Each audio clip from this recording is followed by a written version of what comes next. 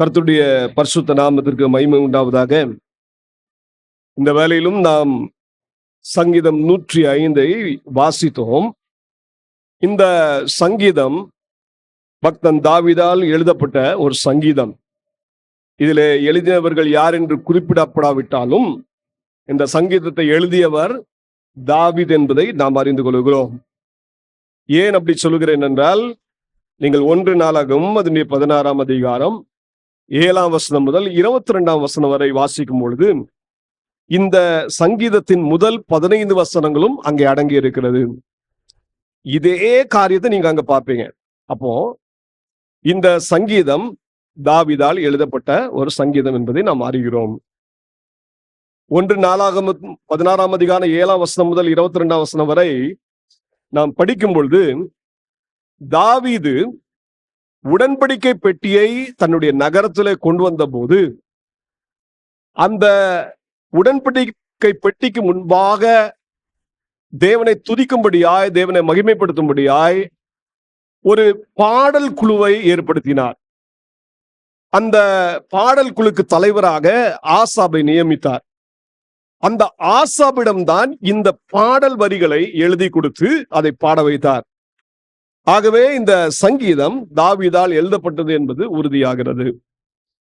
இந்த சங்கீதத்தின் மூலமாக சில காரியங்களை நாம் கவனிக்க போகிறோம். இது ஒரு நீளமான ஒரு சங்கீதம். இந்த சங்கீதத்தில் 45 வசனங்கள் உண்டு. ஆனால் நாம் மிகவும் சுருக்கமாக இதை தியானிக்க இருக்கிறோம். இந்த சங்கீதத்தை 6 பிரிவாக பிரிக்க விரும்புகிறேன். முதல் பிரிவு முதல் 7 வசனங்கள், இரண்டாவது பிரிவு 8 முதல் 11ஆம் வசனம், மூன்றாவது 12 முதல் 15ஆம் வசனம், நான்காவது 16 முதல் 22ஆம் வசனம், ஐந்தாவது 23ஆம் வசனம் முதல் 38ஆம் வசனம் வரை, அதே போல ஆறாவதாக 39 முதல் 45ஆம் வசனம் வரை. முதல் பகுதியை கவனிங்க. முதல் 7 வசனங்களிலே சங்கீதக்காரனாகிய தாவீது தேவனால் தெரிந்து கொள்ளப்பட்ட பிள்ளைகள் தேவனை துதிக்க வேண்டும் என்பதை, தேவனை மகிமைப்படுத்த வேண்டும் என்பதை இங்கே வலியுறுத்துகிறவராய் காணப்படுகிறார். யாருக்கு இது சொல்லுகிறார் அப்படி கவனிச்சீங்கன்னா, 5ஆம் வசனத்தை கவனிங்க. அவருடைய தாசனாகிய ஆபிரகாமின் சந்ததியே, அவரால் தெரிந்து கொள்ளப்பட்டவர்களாகிய யாக்கோபின் புத்திரரே. அதே போல இவர்களை குறித்து சொல்லும் போது 43ஆம் வசனத்தை திருப்பி சொல்றார், தம்முடைய ஜனத்தை, தாம் தெரிந்து கொண்டவர்களை என்ற வார்த்தையை பயன்படுத்துகிறார். அப்போ இந்த பாடலை எழுதி யாரை பாட சொல்லுகிறார் என்று சொன்னா, தேவனால் தெரிந்து கொள்ளப்பட்ட ஆபிரகாமின் சந்ததியை, யாக்கோபின் புத்திரரை பாட சொல்லுகிறார். இவர்கள் உடன்படிக்கையின் பிள்ளைகள் என்பதை நாம் மறந்துவிடக்கூடாது. இன்றைக்கு நாமும் தேவனை துதிக்க வந்திருக்கிறோம். நாமும் தேவனால் தெரிந்து கொள்ளப்பட்ட ஜனமாயிருக்கிறோம். ஆண்டவராக இயேசு கிறிஸ்துவின் மேல் விசுவாசம் வைக்கும் பொழுது, அவருடைய இரத்தத்தால் நாம் கழுவப்பட்ட போது நாம் பாவமன்னிப்பாக மீட்பை பெற்றுக்கொண்டோம். மீட்பை பெற்றுக்கொண்டது மாத்திரமல்ல, தேவன் நம்மை தெரிந்து கொள்ளப்பட்ட சந்ததியாய் வைத்திருக்கிறார். தேவன் தம்முடைய பரிசுத்த ஜனமாக நம்மை வேறு பிரித்திருக்கிறார். அவர் தாமே சொல்லுகிறார், நீ என்னுடைய ஜனம், நீ என்னுடைய மகன், நீ என்னுடைய மகள். அப்போ நாம் தேவனுக்கு சொந்த ஜனங்களாய் இருக்கிறோம். அப்போ தேவனுடைய பிள்ளைகள் தான் தேவனை மகிமைப்படுத்த முடியும். தேவனுடைய பிள்ளைகள் தான் தேவனை போற்ற முடியும், அவரை பிரசித்தப்படுத்த முடியும். ஆகவே இங்கே சங்கீதக்காரனாகிய தாவீது அதை வலியுறுத்தி தேவ பிள்ளைகளை பார்த்து சொல்லுகிற காரியம் என்ன தெரியுமா? கர்த்தருடைய பரிசுத்த நாமத்தை நீங்கள் பிரஸ்தாபமாக்குங்கள். முதலாவது வசனத்தை கவனிங்க.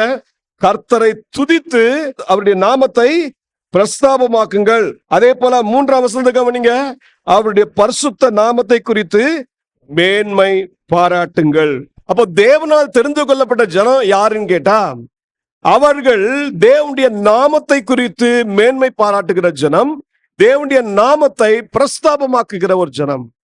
இன்றைக்கு நாம் தேவனுடைய நாமத்தை மகிமைப்படுத்துவதற்காக அழைக்கப்பட்டிருக்கிறோம். தேவனுடைய நாமம் என்று சொல்லும்போது தேவனுடைய சுபாவத்தை நாம் பிரதிபலிக்கிற பிள்ளைகளாக இருக்கணும். ஆகவேதான் வேதம் நமக்கு மிகவும் வலியுறுத்துகிற காரியம் என்னன்னா, நம்முடைய ஆண்டவராகிய கர்த்தர் நாம் ஆராதிக்கிற தேவன் பரிசுத்தமான தேவன். ஆகவே அவரை தொழுது கொள்ளுகிற நாமும் பரிசுத்த அலங்காரத்துடனே தேவனை தொழுது கொள்ள வேண்டும். அப்படி என்றால் அவருடைய நாமத்தை நாம் மேன்மைப்படுத்த வேண்டும், அவருடைய நாமத்தை உயர்த்த வேண்டும். இன்றைக்கு நாம் கர்த்தருடைய நாமத்தை அறிந்திருக்கிறோம், அவருடைய தன்மைகளை அறிந்திருக்கிறோம், அவருடைய சுபாவங்களை அறிந்திருக்கிறோம். அப்படி என்றால் நாம் சும்மா இருக்கக்கூடாது. அந்த நாமத்தை நாம் துதித்து அதை பிரஸ்தாபமாக்கணும், அதை மேன்மை பாராட்ட வேண்டும். நீங்கள் நானும் அதை தேவனுடைய பிள்ளைகள் மத்தியிலே உயர்த்துவது மாத்திரமல்ல, மற்றவர்கள் மத்தியிலும் உயர்த்த நாம் கற்றுக்கொள்ள வேண்டும். இரண்டாவது, அவர் தேவ பிள்ளைகளை பற்றி சொல்றாரு, கர்த்தருடைய செய்கைகளை பிரசித்தப்படுத்துங்கள். முதலாவது கவனிங்க, அவருடைய செய்கைகளை ஜனங்களுக்குள்ளே பிரசித்தப்படுத்துங்கள் என்று சொல்லி இங்கே தாவீது குறிப்பிடுகிறவராய் இருக்கிறார். அவருடைய செய்கைகளை நாம் ஜனங்கள் மத்தியில பிரசித்தப்படுத்தும் போது என்ன செய்யணும்? அவரை பாடி அவரை கீர்த்தனம் பண்ண வேண்டும். அவருடைய செய்கைகளுக்காக தேவனுக்கு நன்றி சொல்ல வேண்டும். இன்னைக்கு நம்முடைய வாழ்க்கையில தேவனுடைய செய்கைகள் எவ்வளவு விலையேற பெற்றதாய் மேன்மையுள்ளதாய் இருக்கிறது என்பதை நாம் அறிந்து கொள்ள வேண்டும். மூன்றாவது சொல்றாரு, கர்த்தருடைய அதிசயங்களை என்ன செய்யணுமா? தியானிக்க வேண்டும். இரண்டாவது வசனத்தை கவனிங்க, அவரை பாடி அவரை கீர்த்தனம் பண்ணுங்கள், அவருடைய அதிசயங்களை எல்லாம் தியானித்து பேசுங்கள். அவர் செய்த அதிசயமான காரியங்கள் எல்லாம் நம்ம என்ன செய்யணும்? தியானிக்க அழைக்கப்படுகிறோம். இன்றைக்கு நாம் இதெல்லாம் தியானிக்கிறோமா? அநேக நேரங்களில் நாம் வீணான காரியங்களை உட்கார்ந்து தியானித்துக் கொண்டிருக்கிறோம். அந்த வீணான காரியங்களை தியானிக்கிறதுனால என்ன நடக்குது அப்படின்னு கேட்டா, நம்ம வாழ்க்கையில தேவனுடைய கிருபை நாம் பெற்றுக்கொள்வதில்லை, தேவனுடைய இரக்கங்களை நாம் பெற்றுக்கொள்வதில்லை. மாறாக அங்கே நம்முடைய வாழ்க்கையில சோர்வுகளும் வீண் பெருமைகள் தான் வருகிறது. ஆனால் நீங்க தேவனுடைய அதிசயங்களை தியானிக்க பழகுங்க. தேவனுடைய அதிசயங்களை தியானிக்கிற மனிதன் என்ன செய்வான்? கர்த்தருடைய சமூகத்தை தேடுகிறவனாயிருப்பான். ஆகவேதான் அந்த மூன்றாம் வசனத்துல தாவீது சொல்றாரு, கர்த்தரை தேடுகிறவர்களின் இருதயம் மகிழ்வதாக, கர்த்தரையும் அவர் வல்லமையும் நாடுங்கள், அவர் சமூகத்தை நித்தமும் தேடுங்கள். கர்த்தரை தேடுகிறவர்களுடைய இருதயங்கள்லாம் தேவ சமூகத்துல மகிழும். ஆகவே தாவீது சொல்றாரு, அதை விட்டு விடாத, ஒரு நாளோட விட்டு விடாத, தொடர்ச்சியாக செய், அவர் சமூகத்தை நித்தமும் தேடு. இன்னைக்கு நீங்களும் நானும் இந்த ஒன்றுமாய் செய்யும்படியா அழைக்கப்பட்டு இருக்கிறோம். தேவ பிள்ளைகளே, நம்முடைய வாழ்க்கையில தேவன் செய்த செய்கைகளுக்காக அவருடைய அதிசயங்கள் எல்லாம் நம்ம பெற்றிருக்கிறோம், பார்த்திருக்கிறோம். அப்படி என்றால் அதை நாம் மற்றவர்களுக்கு பிரசித்தப்படுத்துகிறோமா? முதலாவது எங்க இருந்து நம்ம ஸ்டார்ட் பண்ணணும்? நம்முடைய வீட்டுல இருந்து தான் ஸ்டார்ட் பண்ணணும். அதனால இஸ்ரவேல் ஜனங்களுக்கு எங்க இருந்து ஸ்டார்ட் பண்ண சொன்னார்னா, வீட்டுல இருந்து ஸ்டார்ட் பண்ண சொன்னார். பாருங்க, உபாகம் அதனுடைய 6ஆம் அதிகாரம் 6ஆம் வசனம் 7ஆம் வசனம் கொஞ்சம் வாசிக்கலாமா? இன்று நான் உனக்கு கட்டளையிடுகிற இந்த வார்த்தைகள் உன் இருதயத்தில் இருக்க கடவுது, நீ அவைகளை உன் பிள்ளைகளுக்கு கருத்தாய் போதித்து, நீ உன் வீட்டில் உட்கார்ந்திருக்கிற போதும், வழியில் நடக்கிற போதும், படுத்து கொள்ளுகிற போதும், எழுந்திருக்கிற போதும் அவைகளை குறித்து பேசி அவைகளை உன் கையின் மேல் அடையாளமாக கட்டிக்கொள்வாயாக, அவைகள் உன் கண்களுக்கு நடுவே ஞாபக குறியாய் இருக்க கடவுது. இதுதான் கர்த்தரை தேடுகிற ஒரு ஜனம். இந்த தேடுகிற ஜனத்துல ஆண்டவர் சொல்றாரு, கர்த்தருடைய வார்த்தைகள் உன்னுடைய கண்களின் மையத்திலே இருப்பதாக, உன் இருதயத்தின் மையத்திலே இருப்பதாக. அது என்ன செய்? உன் குழந்தைகளுக்கு கற்றுக்கொடு. நீ எங்க நடக்கிறியோ அதை பிரசித்தப்படுத்து, நீ உட்காரும் இடத்துல பிரசித்தப்படுத்து. அப்போ நாம் முதலாவது வீட்டிலே தேவன் செய்த அதிசயங்கள் என்ன செய்யணும்? பிரசித்தப்படுத்த அழைக்கப்படுகிறோம். நம்ம குடும்பத்தாருக்கு, நம்முடைய உற்றார் உறவினருக்கு, பந்து ஜனங்களுக்கு நாம் சொல்ல வேண்டும். பிசாசு பிடித்திருந்த அந்த மனிதனை ஆண்டவராகிய இயேசு கிறிஸ்து விடுதலை ஆக்கினார். அந்த பிசாசு பிடித்த மனிதனை விடுதலை ஆக்கின பிறகு இயேசு அவர் பிரயாணப்பட ஆரம்பித்தார். அப்பொழுது உடனே அந்த பிசாசு பிடித்த அந்த மனிதன், விடுதலை பெற்ற மனிதன் சொன்னா, இயேசுவே, நானும் உங்களோட கூட வருகிறேன். இயேசு சொன்னார், இல்ல, நீ ஏன் கூட வரக்கூடாது, நீ உன் வீட்டுக்கு போ, முதலாவது உன் வீட்டுக்கு போ. நீ இதுவரைக்கும் உன் வீட்டுல தாபரிக்கல, நீ வீட்டுல சரியான உறவு வைத்துக் கொள்ள, நீ பிசாசு பிடித்து இருந்த நேரத்துல முழுவதும் எங்க இருந்த கல்லறையிலையும் ஜனங்களை துன்பப்படுத்துறதுலயும் அந்த நீ உன் வீட்டுக்கு போ. தேவன் செய்த நன்மைகளை அவர்களுக்கு என்ன செய் சொல்லு. இந்த மனிதன் போய் சொன்னது மாத்திரமல்ல, அவன் இருந்த அந்த இடத்திலே, அந்த பட்டணத்திலே 10 பட்டணங்கள், அவன் வாழ்ந்த அந்த கெனசரேத் என்ற நாடுல, அது அந்த டெக்காபோலிஸ், அதாவது 10 பட்டணங்கள் உள்ள இடத்துல உள்ள ஒரு பட்டணம் அவன் தன்னுடைய வீட்டுக்கு மாத்திரம் சொல்ல, அந்த மற்ற 9 பட்டணங்களுக்கும் போய் சொன்னான். அதனால தேவனுடைய நாமம் மகிமைப்பட்டது. மற்றவர்கள் தேவனை துதித்தார்கள், புகழ்ந்தார்கள். இன்னைக்கு தேவன் நம்முடைய வாழ்க்கையில செய்யற நன்மைகளை நம்ம என்ன செய்யணும் தெரியுமா? முதலாவது நம்முடைய வீட்டிலே பிரசித்தப்படுத்தணும், சபையிலே பிரசித்தப்படுத்தணும், அதை மற்றவர்களுக்கும் பிரசித்தப்படுத்தணும். நம் நடக்கும் போதும், நம் உட்காரும் போதும், எங்கிருந்தாலும் தேவனுடைய நாமத்தை மகிமைப்படுத்த அழைக்கப்பட்டிருக்கிறோம். இப்படி சொல்லிவிட்டுதான் தாவீது என்ன அழகா சொல்றாரு பாருங்க, 6ஆம் வசனம். அவர் செய்த அதிசயங்களையும் அவருடைய அற்புதங்களையும் அவர் வாக்கின் நியாய தீர்ப்புகளையும் நினைவு கூறுங்கள். அவரே நம்முடைய தேவனாகிய கர்த்தர், அவருடைய நியாய தீர்ப்புகள் பூமி எங்கும் விளங்கும். அப்போ நாம் ஒரு காரியத்தை செய்ய அழைக்கப்படுகிறோம். தேவ சமூகத்துல வரும் பொழுது அவருடைய அதிசயங்களை, அவருடைய அற்புதங்களை, அவர் வாக்கின் நியாய தீர்ப்புகளை என்ன செய்யணும்? நினைவு கூற வேண்டும். அநேக நேரங்கள் நாம் தேவன் செய்கிற அதிசயங்களை நினைவு கூறுறது இல்லை. தேவன் நம்முடைய வாழ்க்கையில செய்கிற மகத்துவமான செயல்களை, அவர் கொடுத்த வாக்கு தத்தங்களை நினைவு கூறுவதே இல்லை. அதனால என்ன நடக்கும் தெரியுமா? ஒரு விசுவாசி எப்பொழுதுமே முறுமுறுக்க ஆரம்பிப்பான். ஒரு விசுவாசி சோர்வுக்குள் போய் விடுவான். ஒரு விசுவாசி தேவனை மகிமைப்படுத்தவே மாட்டான். பிசாசு தன்னுடைய வேலையை அந்த விசுவாசி மூலமாக செய்ய ஆரம்பித்து விடுவான். நீங்க எந்த அளவுக்கு தேவனுடைய அதிசயங்களையும், தேவனுடைய வாக்கு தத்தங்களையும், அவருடைய நியாய தீர்ப்புகளையும், அவருடைய அற்புதங்களையும் நீங்க நினைவு கூறுகிறீர்களோ, அந்த அளவுக்கு நீங்க தேவனை நீங்க மகிமைப்படுத்துறீங்கன்னு அர்த்தம். தேவனை உயர்த்துகிறீங்கன்னு அர்த்தம். தேவனை உயர்த்த உயர்த்த உயர்த்த பிசாசின் கிரியைகள் அழிந்து போகும். அது மட்டுமல்ல, நாம் என்ன செய்யணும்? அவர் மேல் நம்பிக்கை வைக்க வேண்டும். அவர் தான் என்னுடைய கர்த்தர் என்று சொல்ல வேண்டும். அடிக்கடி நம்முடைய ஆத்மாவுக்கு சொல்லணும், என் ஆத்மாவே நீ கர்த்தரை நம்பு, கர்த்தரை நம்பு, கர்த்தரை நம்பு. இது நம்ம சொல்லி தரணும். அதான் 7ஆம் வசனம். அவரே நம்முடைய தேவனாகிய கர்த்தர், அவருடைய நியாய தீர்ப்புகள் பூமி எங்கும் விளங்கும். இது சொல்லணும். அநேக நம்ம என்ன செய்யறோம்? உலகத்தின் பாடுகள், கஷ்டங்களை பார்த்த உடனே கர்த்தர் மேல வைக்கிற நம்பிக்கையிலிருந்து சற்று நகர்ந்து விடுகிறோம். அப்படி இருக்கக்கூடாது. மாறாக எப்பொழுதுமே கர்த்தர் மேல் நம்பிக்கை வைக்கணும்.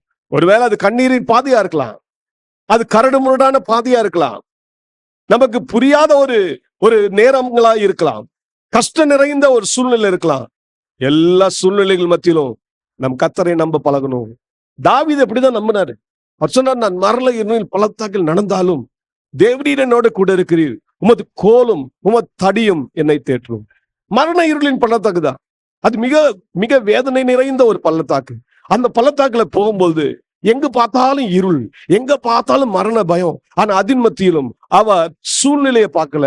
அவர் தனக்கு முன்னாடி வழியிலேயே என்று அதை குறித்து சஞ்சலப்படல. மாறாக வழியை திறக்கிற தேவன் மேல் நம்பிக்கை வைத்தார். தன்னுடைய வாழ்க்கையில இருக்கிற பயத்தை நீக்கி தன்னுடைய பலத்தினால் இடை கட்டுகிற தேவனை நோக்கி பார்த்தார். அவர் மேல் விசுவாசம் வைத்தார். சொன்னார், ஆண்டவரே நான் உண்மை நம்புறேன், நான் உண்மை நம்புறேன். இன்னைக்கு தேவ பிள்ளைகளே, நாம் தேவனுடைய அதிசயங்கள், தேவனுடைய அற்புதங்கள், தேவனுடைய நியாய தீர்ப்புகள், இவை யாவற்றையும் குறித்து நினைவு கூறுவது மாத்திரமல்ல, தேவன் மேல் நம்முடைய நம்பிக்கையை எப்பொழுதுமே வைக்க வேண்டும். தேவனே நீர்தான் என்னுடைய தேவன் என்பதை எல்லா சூழ்நிலையிலும் சொல்ல தெரியும். வியாதியின் நேரமா சொல்லுங்க, ஆண்டவரே நீர்தான் என் தேவன், இந்த வியாதியின் வேதனையை சகிக்கிறேன், ஆனா கூட நீர் என் தேவன், நீர் எல்லாவற்றுக்கும் மேலானவர். இப்படி சொல்ல பழகுங்க. இப்படி நீங்க சொல்ல சொல்ல சொல்ல தேவன் பிரியப்படுவார். ஹல்லேலூயா. நாமும் பலன் அடைவோம். நமக்குள்ள இருக்கிற அந்த மரண பயம் நீங்கும், அந்த மரண இருள் நம்ம விட்டு நீங்கும். நாம் தேவனுக்கு ஒரு பிரியமான பிள்ளைகளாக ஜீவிப்போம். இது முதல் பகுதியில தாவீது கற்றுக் கொடுக்கிற காரியம். இரண்டாவது, இப்படி நினைவு கூற சொன்னாரே, எதுக்கு நினைவு கூற சொன்னார்? எதெல்லாம் நினைவு கூற சொன்னார் பாருங்க. இங்க இந்த சங்கீதத்துல தாவீது எவ்வளவு அழகா நினைவு கூர்ந்து தேவனை மகிமைப்படுத்துகிறார். ஜனங்களையும் நினைவு கூற சொல்லி மகிமைப்படுத்த சொல்லுகிறார் என்பதை கவனிங்க. 8ஆம் வசனத்திலிருந்து 11ஆம் வசனம் வரைக்கும் வந்து பாருங்க. 1000 தலைமுறைக்கென்று அவர் கட்டளையிட்ட வாக்கையும் ஆபிரகாமோடு அவர் பண்ணின உடன்படிக்கையையும் அவர் ஈசாக்கு இட்ட ஆணையையும் என்றென்றைக்கும் நினைத்திருக்கிறார். அதை யாக்கோபுக்கு பிரமாணமாகவும் இஸ்ரவேலுக்கு நித்திய உடன்படிக்கையாகவும் உறுதிப்படுத்தி உங்கள் சுதந்திர பாகமான கானான் தேசத்தை உனக்கு தருவேன் என்றார். தாவீது தேவனை மகிமைப்படுத்தும் போது எங்க போயிட்டாருன்னா நேரா அவருடைய முற்பிதாக்கள்கிட்ட போயிட்டார். முற்பிதாக்களுக்கு தேவன் செய்த காரியங்களை நினைவு கூர்ந்தார். இன்னைக்கு தேவ சபையும் இப்படிதான் தேவனை மகிமைப்படுத்தணும். இன்னைக்கு நாம் தேவனை ஆராதிக்க வந்திருக்கிறோம். நம்முடைய ஆதி திருச்சபை உருவான விதத்தை கவனிங்க. பெந்தகோஸ்தே நாளிலே தேவனுடைய சபை உருவாயிற்று. அந்த நாளை நினைவு கூறுங்க. அந்த நாளை நினைவு கூர்ந்து தேவனுடைய வாக்கு தத்தங்களை பற்றி கொள்ளுங்க. தேவன் செய்த உடன்படிக்கையை பற்றி கொள்ளுங்க. உங்கள் வாழ்க்கையில, என் வாழ்க்கையில தேவன் செய்த உடன்படிக்கையை நினைவு கூறுங்க. தாவீது சொல்றாரு, எங்கள் முற்பிதாக்களுக்கு நீ செய்த காரியங்களை நாங்கள் நினைவு கூறுகிறோம் ஆண்டவரே. ஆபிரகாமோட தேவன் என்ன செய்தார்? அவர் ஒரு வாக்கை கொடுத்து அந்த தாசனோடு தேவன் உடன்படிக்கை பண்ணினார். ஆபிரகாமோடு தேவன் செய்த உடன்படிக்கையும் ஆபிரகாமுக்கு கொடுத்த வாக்கு திட்டங்களையும் நீங்கள் ஆதியாகமம் அதனுடைய 12ஆம் அதிகாரம் 1ஆம் வசனம் முதல் 3ஆம் வசனம் வரைக்கும் வாசித்து நீங்கள் அறிந்து கொள்ளலாம். அதே போல ஆதியாகமம் 13ஆம் அதிகாரம் 15 வசனம் முதல் 17ஆம் வசனம் வரைக்கும் வாசிப்பீர்கள் என்றால் அதிலே நீங்கள் அறிந்து கொள்வீர்கள். ஆபிரகாமை தேவன் அழைத்தார். ஆபிரகாம் கர்த்தரை நம்பி தேவனுடைய கட்டளைக்கு கீழ்ப்படிந்து அவன் புறப்பட்டு வந்தான். தேவன் அந்த ஆபிரகாமோடு ஒரு வாக்கு பண்ணினார். இன்னைக்கு தேவன் உங்களுக்கும் எனக்கும் வாக்கு பண்ணுகிறார். என்றைக்கு நாம் சுவிசேஷத்துக்கு கீழ்ப்படிந்து ஆண்டவரை நம்முடைய சொந்த இரட்சகராக ஏற்றுக்கொள்கிறோமோ, ஆண்டவர் நமக்கு என்ன வாக்கு பண்ணியிருக்கிறார் தெரியுமா? வாசியுங்கள் 1 யோவான் 2ஆம் அதிகாரம் 25ஆம் வசனம். நித்திய ஜீவனை அளிப்பேன் என்பதே அவர் நமக்கு செய்த வாக்கு தத்தம். நல்ல கவனிங்க. ஆண்டவராக இயேசு கிறிஸ்துவை என்றைக்கு நம்முடைய சொந்த இரட்சகராக தெய்வமாக ஏற்றுக்கொண்டோமோ, உடனே ஆண்டவர் நமக்கு ஒரு வாக்கு கொடுத்திருக்கிறார். நித்திய ஜீவனை நான் உனக்கு அளிப்பேன். இயேசு கிறிஸ்துவின் நாமத்தின் மேல் விசுவாசம் வைக்கிறவர்களுக்கு நித்திய ஜீவன் உண்டு. அப்ப நித்திய ஜீவனை நாம் அனுபவிக்க போறோம். வாக்கு கொடுத்திருக்கிறார். அந்த பரலோக ராஜ்யத்துக்கு நம்ம அழைத்து செல்ல போகிறோம். தம்முடைய ராஜ்யத்துக்கு, அந்த ஒளியின் ராஜ்யத்துக்கு நம்ம அழைத்து செல்ல போகிறார். இன்னைக்கு தேவ பிள்ளைகளே, அன்றைக்கு ஆபிரகாமோடு உடன்படிக்கை பண்ணினார். இன்றைக்கு ஆண்டவர் நம்மோட ஒரு புதிய உடன்படிக்கை செய்திருக்கிறார். அந்த உடன்படிக்கை, அந்த வாக்குத்தத்தத்தை உடன்படிக்கையினாலே உறுதிப்படுத்துகிறார். எப்படி? தம்முடைய இரத்தத்தினாலே, இயேசு கிறிஸ்து தன் சொந்த இரத்தத்தினாலே நம்மோட ஒரு உடன்படிக்கை பண்ணியிருக்கிறார். அந்த உடன்படிக்கை பேர் என்னங்க? புதிய உடன்படிக்கை. ஆபிரகாமோடு தேவன் உடன்படிக்கை பண்ணினார். அதை அப்படியே நம்முடைய முற்பிதாவாகிய ஈசாக்குக்கு ஆண்டவர் அதை கொடுத்தார். அதை யாக்கோபுக்கு பிரமாணமாகவே வைத்து விட்டார். நித்திய உடன்படிக்கையாக அவர்களுக்கு உறுதிப்படுத்தி விட்டார். ஆபிரகாமின் தேவன், ஈசாக்கின் தேவன், யாக்கோபின் தேவன் நம்முடைய தேவன். அவர் உடன்படிக்கையின் தேவன். அவர் உடன்படிக்கையில உண்மையுள்ளவர். எப்படி ஆபிரகாம், ஈசாக்கு, யாக்கோபுக்கு தேவன் வாக்கு பண்ணி அதை நிறைவேற்றினாரோ, அதே வண்ணமாய் இன்றைக்கு நம்முடைய வாழ்க்கையிலும் அதை நிறைவேற்றி தர வல்லமையுள்ளவராய் இருக்கிறார். ஆபிரகாமுக்கு சொன்னார், நான் உனக்கு காண்பிக்கும் தேசத்துக்கு நீ போ. ஆண்டவர் ஆபிரகாமுக்கு கானான் தேசத்தை கொடுத்தார். தேவன் வாக்கு பண்ணப்பட்ட தேசத்தை அவர் சுதந்தரித்தார். அதே போல இஸ்ரவேல் ஜனங்கள் சுதந்தரித்தார்கள். இன்னைக்கு தேவன் நமக்கு வாக்கு பண்ணியிருக்கிறார். தம்முடைய ராஜ்யத்தை நமக்கு தருவேன் என்று வாக்கு பண்ணியிருக்கிறார். இந்த வாக்கு பண்ணிட தேவன் உண்மையுள்ளவர். இன்னைக்கு தேவனை ஆராதிக்கிற தேவ பிள்ளைகள், தேவனை துதிக்கிற பிள்ளைகள் பரம ராஜ்யத்தை சுதந்திரிக்கிற பிள்ளைகளாக மாறுவார்கள். ஹல்லேலூயா. அடுத்த ஒரு காரியத்தை கவனிங்க. இது சொல்லிட்ட பிறகு அடுத்ததாக தாவீது நமக்கு சொல்லி தரார். பாருங்க 12ஆம் வசனம். அக்காலத்தில் அவர்கள் கொஞ்சம் தொகைக்குட்பட்ட சொற்ப ஜனங்களும் பரதேசிகளுமாய் இருந்தார்கள். ஆபிரகாம் அழைத்த போது ஆபிரகாம் ஒரு பெரிய கூட்டத்தோடலாம் வரல. ஆண்டவர் அவர் அழைத்த போது அவர் ஒருத்தராயிருந்தார். Single person. ஏசாயா 51ஆம் அதிகாரம் 2ஆம் வசனத்தை வாசிக்கும்போது நீங்க பாக்குறீங்க, ஆபிரகாம் தனியனாய் இருக்கும்போது, ஒருவனாய் இருக்கும்போது தேவன் அவனை அழைத்தார். அப்ப ஆண்டவருக்கு பெரிய ஜனக்கூட்டம் தேவையில்ல. ஆண்டவருக்கு கீழ்ப்படுகிற ஒரு ஆத்மா தேவை. அல்லேலூயா. இன்னைக்கு தேவ பிள்ளைகளை, இன்னைக்கு நீங்களும் நானும் தேவனை ஆராதிக்க வரோம். ஆண்டவர் எதுல பிரியப்பட மாட்டாருன்னா எண்ணிக்கையில பிரியப்பட மாட்டாரு. ஆண்டவர் யார பாப்பாரு கேட்டீங்கன்னா, கீழ்ப்படிதல் உள்ள பிள்ளைய பாப்பாரு. அவருடைய வார்த்தைக்கு யார் கீழ்ப்படிதான்னு பாப்பாரு. ஆபிரகாம் தேவனுடைய வார்த்தைக்கு கீழ்ப்படிந்தார். தேவன் அந்த மனிதனை, இந்த தாசனை தேவன் தெரிந்து கொண்டார், தம்முடைய சொந்த ஜனமாக தெரிந்து கொண்டார். அந்த தாசனாகிய ஆபிரகாமை தெரிந்து கொண்டது மாத்திரமல்ல, ஆபிரகாமின் சந்ததியையும் தெரிந்து கொண்டார். ஹல்லேலூயா. பாருங்க, அவர்கள் கொஞ்ச தொகைக்குட்பட்ட சொற்ப ஜனங்களும் எப்படிப்பட்டவர்களா இருந்தாங்க? இந்த உலகத்துல பரதேசிகளா இருந்தாங்க. இன்னைக்கு நம்ம தேவன் அழைத்தார். இந்த உலகத்துல நம்ம யார் தெரியுமா? நாம் இந்த உலகத்துல பரதேசிகளாய் அழைக்கப்பட்டிருக்கிறோம். இந்த உலகம் நமக்கு சொந்தம் அல்ல. ஞாபகத்துல வைத்துக் கொள்ளுங்க, நம் தேவனுடைய பிள்ளைகள். நமக்குன்னு ஒரு ராஜ்யம் இருக்குது, நமக்குன்னு ஒரு தகப்பன் இருக்கிறார். அந்த இடத்துக்கு நம்ம அழைத்து செல்லப்படுகிறோம். ஆகவே ஆபிரகாம், ஈசாக்கு, யாக்கோபு அவர்கள் இந்த உலகத்திலே வாழ்ந்தாலும் அவர்கள் பரதேசிகளாய் இருந்தார்கள். பரதேசிகளாய் இருந்ததுனால ஆண்டவர் அவங்களை எப்படியே சும்மா விட்டுட்டாரா? நல்லா கவனிங்க, அந்த தேவ பிள்ளைகளை கர்த்தர் பாதுகாத்தார். இன்றைக்கு நாம் அந்நியர்களும் பரதேசிகளும் தான் இருக்கிறோம். இந்த உலகத்தின் நமக்கு சொந்தம் அல்ல. ஆனா இந்த உலகத்துல நம்ம பாதுகாக்கிற தேவனும் அவர்தான். பாருங்க எப்படி பாதுகாத்தார்.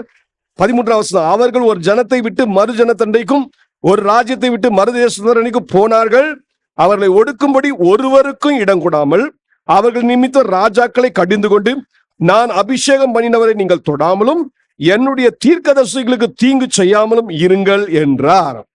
அவர் தேசத்திலே பஞ்சத்தை வருவித்து ஆகாரம் என்னும் ஆதரவு கோலை முற்றிலுமாய் முறித்தார். நல்ல கவனிங்க, ஆண்டவர் அவர்களை இந்த உலகத்திலே பரதேசிகளை சஞ்சரிக்க வைத்தார். அவங்க பரதேசிகள் தான். ஆபிரகாம் பரதேசி தான், ஈசாக்கு பரதேசி தான், யாக்கோபு பரதேசி தான். பாருங்க, ஒவ்வொருத்தரும் வெவ்வேறு இடங்களுக்கு வேறு வேறு தேசங்களுக்கு போனாங்க. ஆபிரகாம பாத்தீங்கன்னா அவர் பஞ்சம் வந்தபோது எகிப்துக்கு போனார். எகிப்துல பார்வோன் பயந்தார். பயந்துதான் சாராள்கிட்ட சொன்னார், சாராளே நீ உன்னை என்னுடைய மனைவின்னு சொல்லிடாத, சகோதரின்னு சொல்லிரு. பயந்து போய் சொல்ல சொன்னார். அதனால என்ன விளைவு வந்துச்சு? பார்வோன் கையில சாராள் மாட்டி விட்டார். ஆண்டவர் சாராளை பாதுகாத்தார். இதுக்கு பிறகு அபிமெலேக்கு ராஜாக்கு முன்னாடி கூட இதேவனமாய் தேவன் பாதுகாத்தார். ஈசாக்கியும் இதேவனமாய் தான் தேவன் பாதுகாத்தார். யாக்கோபு பாருங்க, தன்னுடைய அப்பாவை விட்டு தன்னுடைய மாமனுடைய வீட்டுக்கு போகிறார். அந்த நேரத்துல கூட கர்த்தர் அந்த வனாந்தர யாத்திரையில தேவன் பாதுகாத்தார். நம்முடைய ஆண்டவராகிய கர்த்தர் நம்முடைய முற்பிதாக்களை பாதுகாத்து நடத்தின நல்ல தேவன். அவர் தாம் அபிஷேகம் பண்ணின ஒரு ஜனத்தையும் மற்றவர்கள் தொடும்படி அனுமதிக்கிறதே இல்லை.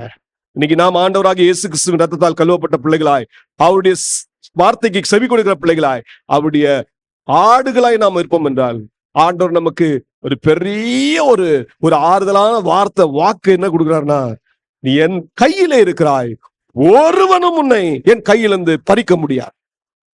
இயேசு கிறிஸ்து தாமே சொன்னார், என் ஆடுகள் என் கரத்தில் இருக்கிறார்கள், ஒருவனும் இந்த ஆடை பறிக்க முடியாது. நல்ல கவனிங்க, தேவன் நம்மை தனியனா இருக்கும்போது அழைத்தார். தேவன் நம்மை அந்நியர்களும் பரதேசமா இந்த உலகத்துல சஞ்சரிக்கும் போது நம்ம கூட தான் இருக்கிறார். அதே போல எப்படி நம்ம முற்பிதாக்களை பாதுகாத்தோரோ அதே நம்ம இன்றைக்கு நம்மையும் பாதுகாக்கிறார். இன்னைக்கு தேவனுடைய பிள்ளைகளே, நாம் தேவனுக்கு அதிகமாக நன்றி சொல்லணும். ஆண்டவர் நம்மை அழைத்த விதத்துக்காக நன்றி சொல்ல வேண்டும். தேவன் நம்மை அவருடைய சொந்த ஜனமாக தெரிந்து கொண்டதுக்காக நன்றி சொல்ல வேண்டும். இந்த உலகத்திலே நாம் அந்நியர்களாய் பரதேசிகளாய் இருந்தாலும் கர்த்தர் நம்மை பாதுகாத்து பராமரித்து போஷித்து நடத்துகிற விதங்களுக்காக எப்பொழுதுமே தேவனுக்கு நன்றி சொல்ல பழகி வேண்டும். 3வது பகுதிக்கு பிறகு அப்படியே தாவீது முற்பிதாக்களை சொல்லிவிட்ட பிறகு அவர் அடுத்த ஒரு காரியத்துல என்ன சொல்றாரு பாருங்க. அதனுடைய 16ஆம் வசனம், அவர் தேசத்திலே பஞ்சத்தை வருவித்து ஆகாரம் எனும் ஆதரவுகளை முற்றிலுமாய் முறித்தார். அவர்களுக்கு முன்னாலே ஒரு புருஷனை அனுப்பினார். யோசேப்பு சிறையாக விற்கப்பட்டான். அவன் கால்களை விலங்கு போட்டு ஒடுக்கினார்கள். அவன் பிராணம் இரும்பில் அடைப்பட்டிருந்தது. கர்த்தர் சொன்ன வார்த்தை நிறைவேறும் அளவும் அவருடைய வசனம் அவனை புடமிட்டது. ராஜா ஆள் அனுப்பி அவனை கட்டவிழ்க்க சொன்னான். ஜனங்களின் அதிபதி அவனை விடுதலை பண்ணினான். தன் பிரபுக்களை அவன் மனதின்படி கட்டவும் தன் மூப்பர்களை ஞானிகளாக்கவும் அவனை தன் வீட்டுக்கு ஆண்டவனும் தன் ஆஸ்திக்கெல்லாம் அதிபதியும் மாக்கினார். நல்லா கவனித்தீங்களா? இப்போ அப்படியே அந்த பயணத்தை எவ்வளவு அழகா நினைவு கூர்ந்து தாவீது எழுதுகிறார் பாருங்க. முற்பிதாக்களை நினைவு கூறுகிறார். அதுக்கு பிறகு யாக்கோபின் பிள்ளை ஆகிய யோசேப்பை நினைவு கூறுகிறார். யாக்கோவின் மகன் யோசேப்பு. இந்த யோசேப்பு அடிமையாக விற்கப்பட்டான், எகிப்துக்கு சென்றான். ஆனா நம்முடைய முற்பிதாக்களை பாதுகாக்கும்படியாய் யோசேப்பை முன்கூட்டியே தேவன் எங்க அமிச்சிட்டாரு? ஒரு அடிமையாக எகிப்துக்கு அமிச்சாரு. கொஞ்சம் கஷ்டமா தான் இருந்திருக்கும் யோசேப்புக்கு. ஆனா யோசேப்பு அமிச்சாரு. எதுக்கு திரும்ப அமிச்சாரு? தம்முடைய ஜனத்தை பாதுகாக்கும்படியாய் ஒரு இரட்சகராக அனுப்பினார். ஏன்னா 7 ஆண்டு பஞ்சம் வரப்போகுது, கொடும் பஞ்சம். அந்த பஞ்சத்துல இஸ்ரவேல் சந்ததியை பாதுகாக்க முடியாது. தேவன் யார் அமிச்சார்? யோசேப்ப எகிப்துக்கு அமிச்சார். யோசேப்பு அங்க போனா அடிமையா விற்கப்பட்டான். அந்த சம்பவம் நமக்கு தெரியும். அதுல யோசேப்பை தேவன் அந்த அடிமை அந்த அடிமைத்தனத்திலிருந்து தேவன் விடுதலையாக்கி பார்வோன் ராஜாவுக்கு அடுத்தவனாய் தேவன் உயர்த்தினார். சமஸ்த எகிப்துக்கு மாத்திரமல்ல, அவன் உலகத்தில் இருக்கிற எல்லா ஜனங்களுக்கும் பஞ்சத்திலிருந்து காப்பாற்றும்படியாய் தேவன் அந்த யோசேப்பை உயர்த்தினார். கர்த்தருடைய வசனம் யோசேப்புடைய வாழ்க்கையில புடமிட்டது. யோசேப்பை கர்த்தர் தம்முடைய ஜனங்களுக்கு மெய்ப்பராக உயர்த்தினார். யோசேப்பை தம்முடைய ஜனங்களுக்கு தேவன் ஒரு கண்மலையாக உயர்த்தினார். தேவ பிள்ளைகளை, தேவனுடைய வசனத்துக்கு கீழ்ப்படுகிற தேவ பிள்ளைகளை தேவன் எந்த அளவுக்கு உயர்த்துகிறார் என்று கவனிங்க. யோசேப்பு கர்த்தருக்கு பயப்படுகிற ஒரு நல்ல ஒரு மனிதன். ஆகவே தேவன் அந்த தேவதாசனை கர்த்தர் கனப்படுத்தினார், உயர்த்தினார். அந்த தாசன் மூலமாக தம்முடைய ஜனத்தை பாதுகாத்தார். இத சொல்லிட்ட பிறகுதான் அடுத்தது நேரா யோசேப்பு மூலமாக இப்போ இஸ்ரவேல் ஜனங்க எங்க வந்துட்டாங்க? அவங்க கானான் தேசத்திலிருந்து எகிப்துக்கு வந்துட்டாங்க. எகிப்துக்கு வந்த பிறகு அந்த 7 ஆண்டு பஞ்ச காலத்திலே அவங்க போஷிக்கப்பட்டாங்க. அதுக்கு பிறகு அவர்கள் அங்கே தாபரித்து விட்டார்கள். நான் சொல்வேன், எகிப்து தேசத்துல இஸ்ரவேல் ஜனங்க போனாங்க. ஒரு கட்டம் வந்துச்சு, பல வருஷமா அங்கேயே இருந்து இருந்து இருந்து லாஸ்ட்ல கர்த்தரை துதிக்கவே இந்த ஜனங்கள் மறந்துட்டாங்க. தேவனை துதிக்க மறந்ததுனால, ஓய்வு நாள ஆசரிக்காம போனதுனால என்ன நடந்துச்சுன்னா, தேவன் என்ன செய்தாரா? தாவீது அதை குறிப்பிடுகிற கவனிங்க. 23 கவனிங்க. அப்பொழுது இஸ்ரவேல் எகிப்திற்கு வந்தான். யாக்கோபு காமின் தேசத்திலே பரதேசியா இருந்தான். அவர் தம்முடைய ஜனங்களை மிகவும் பழுக பண்ணி அவருடைய சத்துருக்களை பார்க்கலாம் அவர்களை பலவான்களாக்கினார். தம்முடைய ஜனங்களை பகைக்கவும் தம்முடைய ஊழியக்காரரை வஞ்சனையாய் நடத்தும் அவருடைய இருதயத்தை மாற்றினார். எங்க போயிட்டாங்க இப்போ இஸ்ரவேல் ஜனங்க? எகிப்துக்கு. இப்ப எகிப்துல போன உடனே ஆரம்பத்துல நல்லா தான் இருந்துச்சு. ஏன்னா யோசேப்பு இருந்த நாட்கள்லாம் அவங்க கர்த்தருக்கு பயந்தாங்க, கர்த்தருக்கு பயந்து நடந்தாங்க. அதுக்கு பிற்காலத்திலயும் கொஞ்ச நாள் நல்ல தேவனுக்கு பயந்து தான் நடந்தாங்க. ஆனா ஒரு கட்டம் வந்த பிறகு தேவனை துதிக்க மறந்துட்டாங்க. நமக்கு தேவன் நல்ல ஆசீர்வாதம் கொடுத்துட்ட பிறகு என்ன செய்வோம் தெரியுமா? ஆண்டவரையே மறந்துடுவோம். இல்ல, தேவனை தேட வேண்டிய விதத்துல என்ன செய்ய மாட்டோம்? தேட மாட்டோம். அதனாலதான் நம்ம வாழ்க்கையில இருந்து மகிழ்ச்சியும் போயிடுச்சு. கர்த்தரை தேடுகிறவர்கள் மகிழ்வார்களாக. கர்த்தரை தேட வேண்டிய விதத்துல தேடலன்னு வச்சுக்கோங்க, நமக்கிட்ட இருந்த மகிழ்ச்சியும் போயிடும். இந்த இஸ்ரவேல் ஜனங்க இப்போ நல்லா எகிப்துல சூப்பரா இருக்கிறோம்னு நினைச்சிட்டாங்க. அப்போதான் ஆண்டவர் என்ன செஞ்சார் தெரியுமா? பார்வோனை எழுப்பி விட்டாரு. யோசேப்பை அறியாத ஒரு பார்வோன் எழுப்பினான். அந்த பார்வோன் என்ன செஞ்சான்? இவங்களை பகைத்தான்.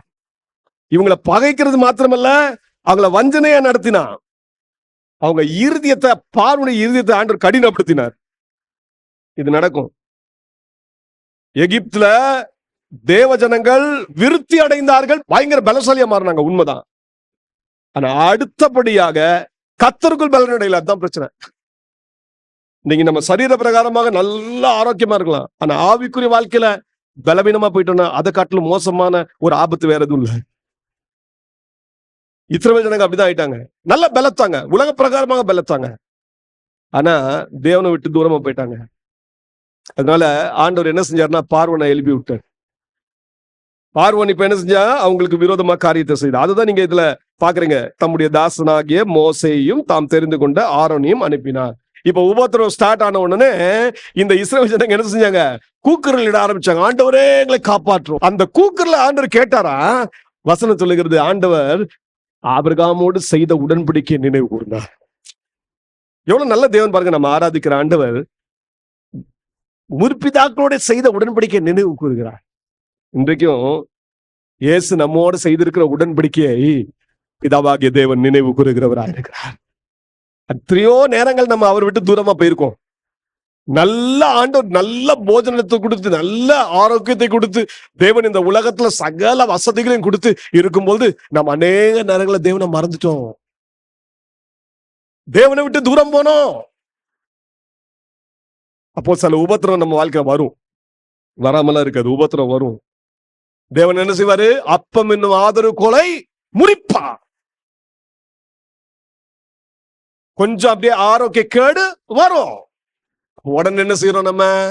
அப்பதான் நினைவு, ஆண்டவரே இயேசுவே எனக்கு உதவி செய்யுங்க அப்படின்னு கேட்கிறோம். அப்ப உபவாசம் போட்டு ஜெபம் பண்ணோம். இது முன்னாடி செஞ்சிருக்கலாம்ல, அப்ப ஒழுங்கா ஜெபம் பண்ணிருக்கலாம்ல. அப்பதான் பாருங்க, ஆராதனையில ரொம்ப கண்ணீரோடு தேவ சமூகத்துல ஜெபிப்போம், கண்ணீரோடு தேவனை ஆராதிப்போம். ஏன் அதை முதல்ல செஞ்சிருக்கலாம்ல? பாருங்க, இஸ்ரவேல் ஜனங்கள் செய்யாம போனதுனால இந்த நேரத்துல ஆண்டவரை நோக்கி கூக்குரலிட்ட போது ஆண்டவர் மனம் இறங்கினார், மனம் இறங்கினார், மனம் இறங்கினார். இன்றைக்கு நம்ம ஆண்டவர் சமூகத்துல திருப்பி கூக்குரலிடும் போது கர்த்தர் நமக்கு மனம் இறங்குகிறார். இறங்கின தேவன் யாரை அனுப்பிச்சார் பாருங்க? மோசேயை அவர்களுக்கு இரட்சகராக அனுப்பினார், ஆரோனை அவர்களுக்கு அனுப்பினார். இந்த எகிப்துக்கு இன்னொன்னு பேர் என்ன தெரியுமா? எகிப்துல யார் தங்குறா, யார் வாசம் பண்ணா? காமின் சந்ததி. அப்ப எகிப்து யாருடைய இடம்? காமின் சந்ததி. காம் யார் தெரியுமா? நோவுடைய பையன், சபிக்கப்பட்டவன். அப்ப சபிக்கப்பட்ட சந்ததி வாசம் பண்ணுகிறது தான் எகிப்து, சரியா? ஆனா ஆபிரகாமின் சந்ததி யார் தெரியுமா? சேமின் சந்ததி தான் ஆபிரகாமின் சந்ததி. இந்த சேம் கர்த்தரால் ஆசீர்வதிக்கப்பட்ட ஒரு சந்ததி. இந்த ஆசீர்வதிக்கப்பட்ட சந்ததி பாருங்க, இந்த காமின் சந்ததி என்ன செய்யுது? அவங்கள உபத்திரவப்படுத்துது. ஏன் விட்டுட்டார் ஆண்டவரு? காரணம் என்ன? இந்த சேம் கர்த்தரை துதிக்க மறந்துட்டான். பாருங்க, இங்க திருப்பி சேம் தேவனை நோக்கி பார்த்த பொழுது, இந்த இஸ்ரவேல் ஜனங்கள் ஆண்டவரை நோக்கி கூக்குரலிட்ட பொழுது ஆண்டவர் மோசையை அனுப்பினார், ஆரோனை அனுப்பினார். அனுப்பி என்ன செஞ்சாரு? ஒரு பெரிய விடுதலையை கட்டளையிட்டார். பார்வோனின் கொடுங்கோல் அந்த ஆட்சியிலிருந்து இஸ்ரவேல் ஜனங்களை விடுதலை பண்ணினார். அதை தான் நீங்க வாசிக்கிறீங்க 28 வசனத்துல பாருங்க. அவர் இருளை அனுப்பி அந்த காரத்தை உண்டாக்கினார், அவருடைய வார்த்தைகளை எதிர்ப்பாரில்லை. முதல் பாருங்க, 10 வாதைகளை கொண்டு தேவன் பார்வோனை கலங்கடிக்கிறார், பயமுறுத்துகிறார் ஆண்டவர். ஏன்னா பார்வன் என்ன கேள்வி கேட்டான் தெரியுமா? இந்த இஸ்ரவேல் ஜனங்களை விடுவதற்கு இஸ்ரவேலின் தேவன் யார் அப்படின்னு ஒரு கேள்வி கேட்டான். Who is he? ஆண்டவர் சொன்னாரு, உனக்கு நான் என்னுடைய வல்லமையை காட்டுறேன். சும்மா காட்ட மாட்டேன். எப்படி காட்டுவேன்? 10 வாதைகளை அனுப்புவேன்னு சொல்லிட்டு. வாதைகள் அனுப்பின அந்த சீக்வன்ஸ், அந்த கிரமம் கொஞ்சம் மாறி இருக்கலாம். ஆனால் நம்ம புரிந்து கொள்ள வேண்டிய காரியம் இது. நீங்க யாத்திராவும் அதனுடைய 7ஆம் அதிகாரம் முதல் அதனுடைய 12ஆம் அதிகாரம் வரைக்கும் வாசித்து பாருங்க. தேவன் பார்வோனுக்கு விரோதமா, எகிப்தியர்களுக்கு விரோதமா அனுப்பின வாதைகளை குறித்து அங்க நீங்க வாசிக்கிறீங்க. பாருங்க, இருளை அனுப்பினார். அதே போல அவருடைய தண்ணீர்களை ரத்தமாக மாற்றி அவருடைய மச்சங்களை என்ன செஞ்சாரு? சாக பண்ணினார். அவங்களால தண்ணீர் குடிக்க முடியாம போச்சு. அவருடைய தேசம் தவளைகளை திரளாய் பிறப்பித்தது. அவருடைய ராஜாக்களின் அறை வீடுகளிலும் அவைகள் வந்தது. எகிப்தியர்களுடைய ஒவ்வொரு வீட்டுக்குள்ளேயும் என்ன வந்துருச்சு? தவளை, தவளை, தவளை, தவளை. எப்படி இருந்திருக்கும்னு யோசித்து பாருங்களேன். என்ன அருவருப்பா இருந்திருக்கும். வீட்டுல சாப்பாடுல தவளை, கட்டில தவளை, எல்லா இடத்துலயும் தவளை. ஒரு தேர நம்ம மேல அப்படி படிச்சுட்டோம் அப்படின்னு பண்றோம். யோசித்து பாருங்க, அந்த எகிப்தியர்களுடைய வீட்டுல, ராஜா வீட்டுல இருந்து கீழே வரைக்கும், வேலைக்காரன் வீடு வரைக்கும் ஃபுல்லா தவளை. எப்படி இருந்திருக்குன்னு யோசிச்சு பாருங்க. அது கூட ஒரு 2 மணிக்கூர் நேரம் இல்ல, 3 மணிக்கூர் நேரம் இல்ல, ஒரு சும்மா ஒரு செகண்டுக்கு அதை நம்ம தொட்டாலே நமக்கு அப்படி அருவருப்பா இருக்கு. ஒரு நாள் ஃபுல்லா இருக்கு. அந்த அளவுக்கு தேவன் வாதியை அனுப்பினார். அது மட்டும் இல்ல, பாருங்க அடுத்தது பாருங்க, அவர் கட்டளையிட அவருடைய எல்லைகள் எங்கும் வண்டுகளும் பேன்களும் வந்தது. பேன், வண்டு. யோசிச்சு பாருங்க, பேனா தலையில இருந்துச்சுன்னா, தலையில இருக்கும் போதே கஷ்டப்படுறோம். தலையில விட்டுட்டு எல்லா இடத்துலயும் பேன் வந்துருச்சுன்னு நினைச்சுவீங்க. வண்டு. அதோட நிக்கல பாருங்க, அவர்களுடைய மலைகளை கல்மலையாக்கி, கல்மலை அனுப்பினாரு. அவருடைய தேசத்திலே ஜுவாலிக்கிற அக்னியை வர பண்ணினார். அவருடைய திராட்சை செடிகளையும் அத்தி மரங்களையும் அடித்து அவருடைய எல்லைகளில் உள்ள மரங்களையும் முறித்தார். அந்த கல்மலை அனுப்பினாரு, அக்னி அனுப்பினாரு. ஃபுல்லா அவங்க மரம், பயிர் வகைகள் எல்லாம் நாசமாயிடுச்சு. அவர் கட்டளையிட எண்ணி முடியாத வெட்டுக்கிளிகளும் பச்சை புழுக்களும் வந்து அவருடைய தேசத்துள்ள சகல பூண்டுகளையும் அழித்து அவருடைய நிலத்தின் கனியை தின்று போட்டது. எகிப்தியருக்கு எப்படி இருந்திருக்குன்னு யோசிச்சு பாருங்களேன். வெட்டுக்கிளி, பச்சை புழு வந்து அவங்க போட்ட பயிர் அப்படியே தானியம் எல்லாம் காலி பண்ணிடுச்சு. எவ்வளவு பெரிய அழிவு, பொருளாதாரத்துல எந்த அளவுக்கு சீரழிஞ்சிருப்பாங்க பார்த்துருக்கோங்க. தேவன் தம்முடைய வல்லமையை பார்வோனுக்கு விளங்க பண்ணினா அவருடைய தேசத்துல கடைசி ஒரு வாதம் அனுப்பிச்சாருப்பாங்க. அந்த வாதம் தான் அவங்களை விடுதலை ஆக்குறதுக்கு முக்கியமான ஒரு வாதையா இருந்துச்சு. என்ன வாத? அவருடைய தேசத்தில தலைச்சன்கள் அனைத்தையும் அவருடைய பலனின் முதற் பலனான யாவரையும் சங்கரித்தார்.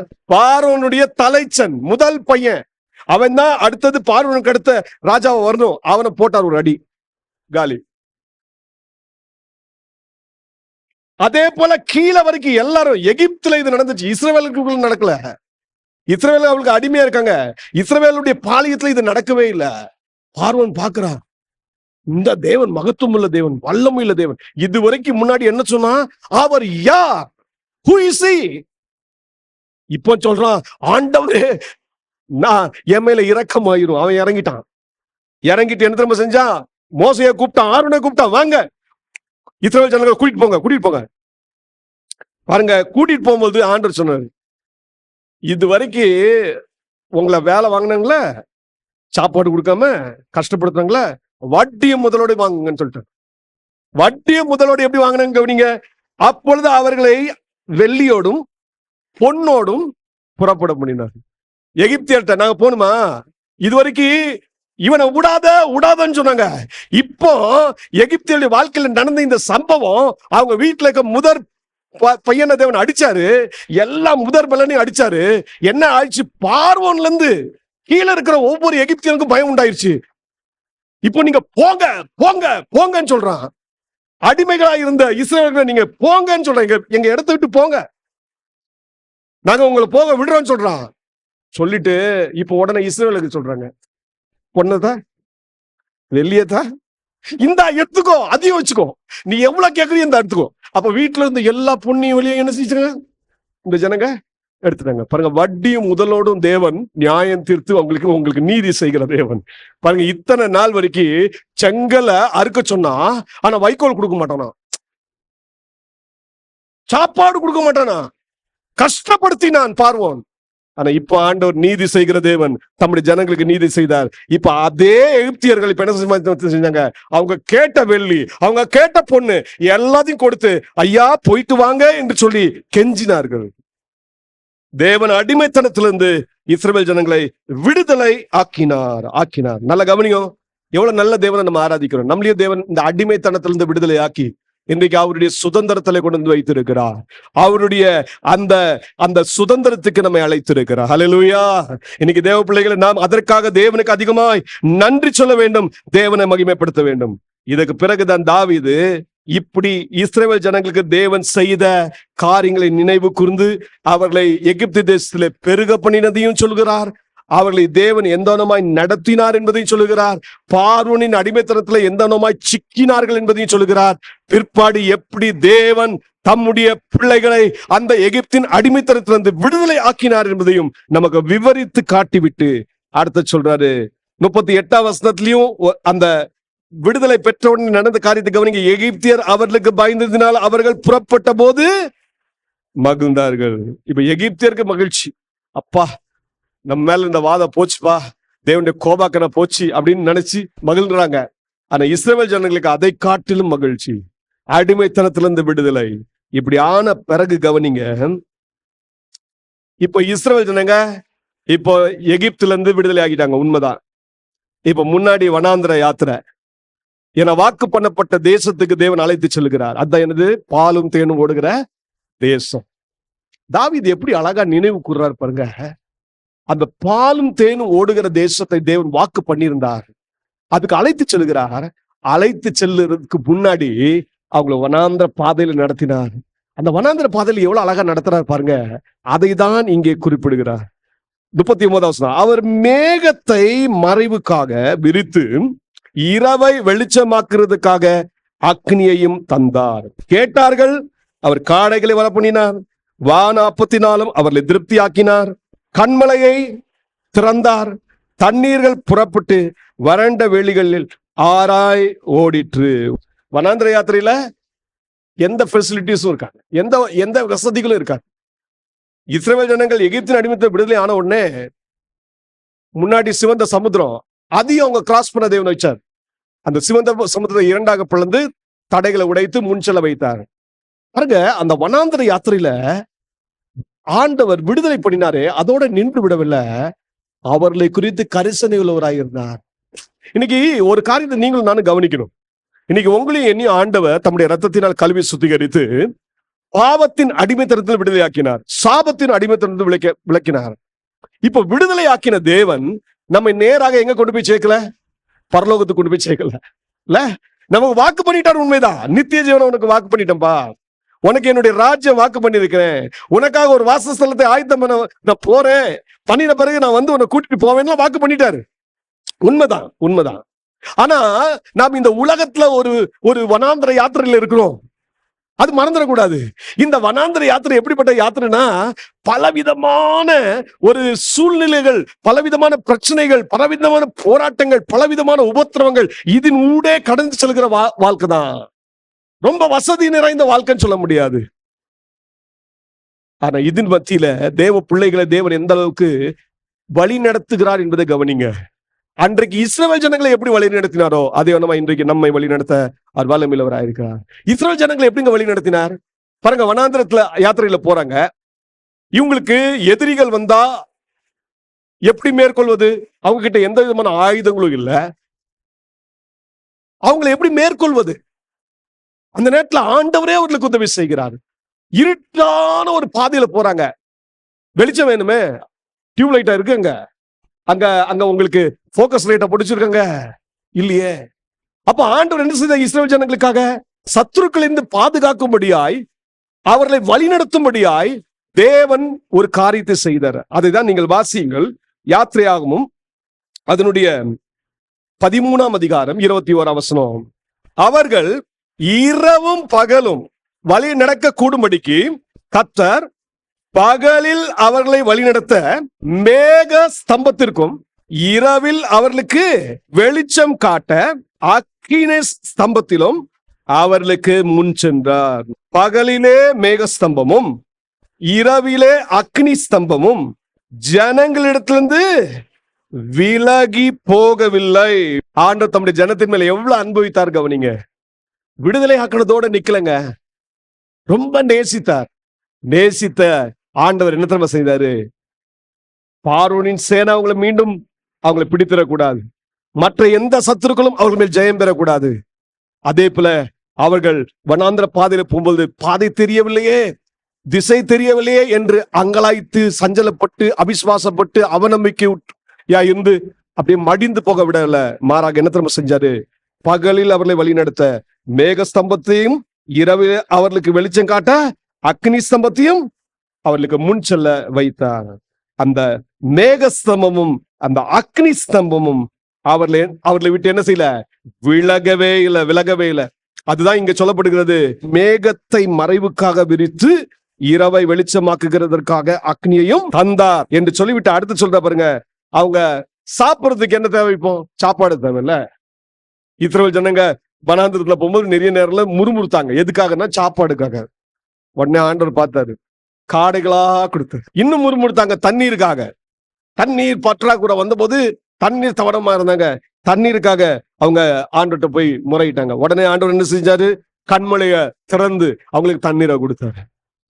இன்னும் அவங்களுக்கு சாப்பாடு அப்போ வேணும் இல்லையா, கேட்டாங்க. ஆண்டவர் என்ன செய்தாரு? வான அப்பத்தினால் அவர்களை திருப்தி ஆக்கினார். என்ன கொடுத்தாரு? அதுதான் மன்னாவை அவர்களுக்கு கொடுத்தார். இதுதான் நீங்க யாத்திரையாகும் அதனுடைய 16ஆம் அதிகாரம் அதனுடைய 13 முதல் 16ஆம் வசனம் 31ஆம் வசனத்துல வாசித்து பாருங்க. ஆண்டவர் இஸ்ரவேல் ஜனங்களுக்கு அந்த 40 ஆண்டு காலமும் புசிப்பதற்கு போஜனமாகிய மன்னாவை கொடுத்தார். மன்னாவை மட்டும் கொடுக்கல, காடைகளை கொடுத்தார். அதே போல தண்ணீரை கொடுத்தார். இது விட்டா வேற நமக்கு என்ன வேணும்? நமக்கு இந்த உலகத்தின் எல்லா தேவைகளையும் சந்திக்க என் தேவன் வல்லமையுள்ளவராய் இருக்கிறார்.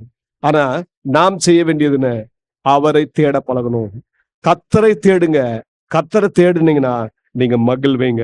இப்படி சொல்லிட்ட பிறகுதான் தாவீது எப்படி முடிக்கிறார் கவனிங்க. அவர் தம்முடைய பரிசுத்த வாக்குத்தத்தத்தையும் தம்முடைய தாசனாகிய ஆபிரகாமையும் நினைத்து தம்முடைய ஜனத்தை களிப்போடும் தாம் தெரிந்து கொண்டவர்களை கம்பீர சத்தத்தோடும் புறப்பட பண்ணி தமது கட்டளைகளை காத்து நடக்கும்படிக்கும் தமது நியாயப்பிரமாணங்களை கைக்கொள்ளும்படிக்கும் அவர்களுக்கு புறஜாதிகளுடைய தேசங்களை கொடுத்தார். அந்நிய ஜனங்களுடைய பிரயாசத்தின் பலனை சுதந்திரித்து கொண்டார்கள். அல்லேலூயா என்று சொல்லி தேவனை மகிமைப்படுத்துகிற விதத்தை கவனிங்க. இந்த இஸ்ரவேல் ஜனங்களை தேவன் இந்தனமாய் வனாந்திரத்திலே வழி நடத்தின பிறகு ஆண்டவர் அவர்களை குறித்து என்ன செய்தாரு? தேவன் தம்முடைய தாசனாகிய ஆபிரகாமெல்லாம் நினைச்சு தேவன் கொடுத்த வாக்குத்தத்தங்களை நினைவு கூர்ந்தார், உடன்படிக்கையை நினைவு கூர்ந்தார்.